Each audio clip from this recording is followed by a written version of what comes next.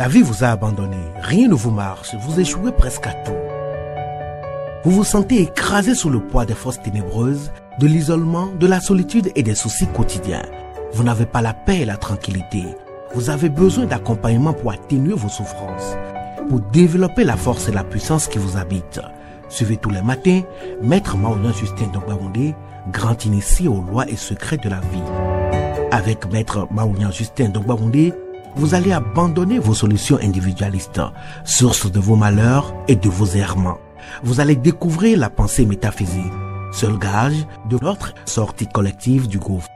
Vous allez retrouver le chemin du mieux-être et de la joie de vivre. Message du Maître, un espace commun aux bâtisseurs d'une vie heureuse sur la terre. Mesdames et messieurs, hommes et femmes qui peuplent la terre, mes frères et mes sœurs bâtisseurs de tous horizons, à vos différents grades, degrés et qualités.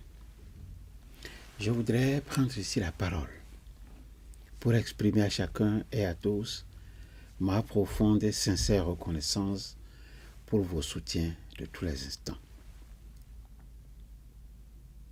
Je voudrais, pour le compte de cette 10e saison, poursuivre avec vous le voyage qui nous conduit au cœur des systèmes de croyances existants dans le monde pour vous aider à découvrir d'une part ce qui se cache derrière ce que vous croyez comprendre de ce que l'on vous dit et d'autre part vous aider à découvrir leurs effets directs sur la vie des hommes et l'avenir des sociétés humaines, notamment africaines. Dans mon message de ce jour, nous allons, sous le couvert de la 7e saison, revisiter 2 messages. Le premier message a été diffusé le 11 juin 2021 sous le numéro 122 et le titre que voici: de la nécessité de la promotion de la pensée métaphysique. Le second message a été diffusé le 16 juin 2021 sous le numéro 123 et l'interrogation ci-après: est-ce possible d'abjurer les idées religieuses et déchirer le voile de la superstition? C'était là une question. Et dans mon précédent message, vous avez compris pourquoi il est nécessaire, voire indispensable, d'assurer la promotion de la pensée métaphysique. Point n'est besoin de justifier cette nécessité qui va de pair avec les recommandations de Jean-Paul II, dont vous connaissez désormais les prises de position sur cette question essentielle relative au sens que chacun devra donner à sa vie. Vous avez, je l'espère, tiré des éléments de connaissance pour démêler votre propre écheveau, séparer le vrai du faux, séparer le bon grain de l'ivraie, séparer ce qui est constant de ce qui est inconstant. Poursuivons la trajectoire qui nous conduit cette fois dans la demeure de Jean Meslier, dont le testament nous renseigne sur une série de questions. En attendant d'apporter les réponses aux questions de l'heure, je trouve utile et nécessaire de vous présenter ce monsieur dont la vie et l'œuvre nous éclairent davantage sur les origines du christianisme. Jean Meslier est né le 15 juin 1664 à Mazarny à l'époque, une commune française du département des Ardennes. Il est prêtre et philosophe, curé d'Étrépigny où il est mort au début de l'été 1729. Son existence n'a été connue qu'à partir de la publication en 1762 par Voltaire, sous le titre de Testament de Jean Meslier, d'un texte qu'il présentait comme un extrait d'un texte beaucoup plus volumineux, retrouvé chez lui et dans lequel il professait avec détermination son athéisme et se livrait à une critique radicale des injustices de la société de son temps.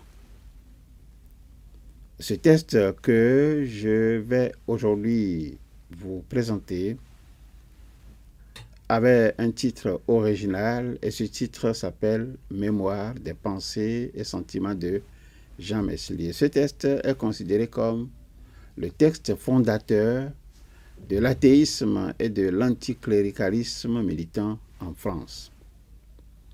Jean Meslier est considéré comme le premier prêtre à avoir abjuré les idées religieuses et déchiré le voile de la superstition.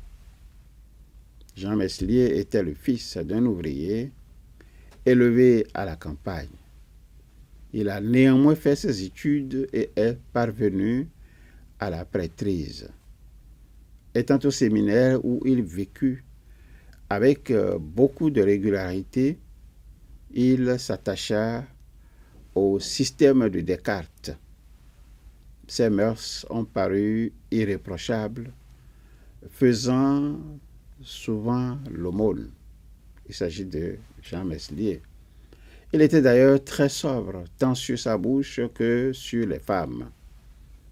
Le curé de Va, M. Voiry et le curé de Bouzicourt, M. Delaveau, étaient ses confesseurs et les seuls qu'il fréquentait. Il était un rigide partisan de la justice et poussait quelquefois ses zèles un peu trop loin.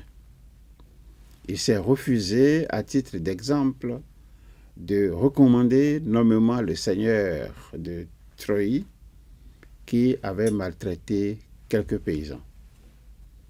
Il porta la contestation devant l'archevêque de Reims qui le condamna. Mais le dimanche qui a suivi, donc cette décision, savez-vous ce qu'il a fait? Il est monté en chair et s'est plaint de la sentence en les termes que voici. Il disait ceci. Voici, dit-il, le sort ordinaire des pauvres curés de campagne. Les archevêques qui sont de grands seigneurs les méprisent et ne les écoutent pas. Recommandons donc le Seigneur de ce lieu. Nous prierons Dieu pour Antoine de Treuilly, qu'il le convertisse et lui fasse la grâce de ne point maltraiter le pauvre et dépouiller l'orphelin. Fin de citation. Ce Seigneur, présent à cette mortifiante recommandation, emporta de nouvelles plaintes au même archevêque qui fit venir Jean Meslier à Donchré, où il le maltraita de paroles. Il n'a guère eu depuis d'autres événements dans sa vie, ni d'autres bénéfices que celui des Trépignés. Son principal livre était la Bible, et ce n'est que là qu'il puisait ses sentiments. Il a fait à l'époque de sa main 3 copies de plaintes. Il porta au garde des Sceaux de France, via M. Leroux, procureur et avocat en Parlement à Mézières. Il est écrit à l'autre côté d'un gros papier gris qui sert d'enveloppe ceci. J'ai vu et reconnu les erreurs, les abus, les vanités, les folies et les méchancetés des hommes. Je les ai haïs et détestés. Je ne l'ai osé dire pendant ma vie, mais je le dirai au moins en mourant et après ma mort. Et c'est afin qu'on le sache que je fais et écris le présent mémoire, afin qu'il puisse servir de témoignage de vérité à tous ceux qui le verront et qui le liront si bon leur semble. Fin de citation. On a aussi trouvé parmi les livres de ce curé un imprimé des traités de M. de Fénelon, archevêque de Cambrai, édit de 1718 sur l'existence de Dieu et sur ses attributs, et les réflexions du père Tournemine, jésuite, sur l'athéisme, auquel traité il a mis ses notes en marge signées de sa main. Il avait écrit 2 lettres au curé de son voisinage pour leur faire part de ses sentiments. Il leur dit qu'il a consigné au greffe de la justice de sa paroisse une copie de son écrit en 366 feuillets, mais qu'il craint qu'on ne la supprime suivant le mauvais usage établi d'empêcher que les simples ne soient instruits et ne connaissent la vérité. Ce curé, je vais nommer Jean Meslier, a travaillé toute sa vie en secret pour attaquer toutes les opinions qu'il croyait fausses. Il mourut en 1733, âgé de 55 ans. On a cru que, dégoûté de la vie, il s'était exprès refusé les aliments nécessaires parce que il ne voulut rien prendre, pas même un verre de vin. Par son testament, il a donné tout ce qu'il possédait, qui n'était pas considérable, à ses paroisses, et il a prié qu'on l'enterrât dans son jardin. On dit que le grand vicaire de Reims s'est emparé de la 3e copie de son texte. La question qui se pose, suite à cette courte biographie de Jean Meslier, est de savoir comment il est parvenu à embrasser, comme lui-même le dit souvent, comment il est parvenu à embrasser une profession si directement opposée à ses sentiments. La réponse dans les messages à venir. En attendant, je vous demande de continuer à vous familiariser avec cette invocation simple. Invocation à répéter chaque matin, 5 heures de préférence, et à intervalles réguliers de 2 heures jusqu'à 21 heures. Cette invocation simple, acceptez de la répéter après moi. Au commencement était la pensée. La pensée se manifesta sous la forme d'idées. L'idée prend corps dans notre conscience et se traduit par la parole, le geste ou l'écriture. Cette parole projetée sur la matière devient notre action. Je suis donc pensée, parole et action. Voilà l'invocation. Alors, si regarder en arrière vous cause du chagrin et regarder en avant vous inspire de la crainte, je vous suggère tout simplement de regarder tout près de vous, à côté de vous. J'y suis. Je, c'est l'ISEP. L'ISEP pour vous accompagner dans vos désirs respectifs, d'apprendre à capitaliser ce qui vous permet de vous éloigner des systèmes d'endoctrinement et de falsification de la vérité.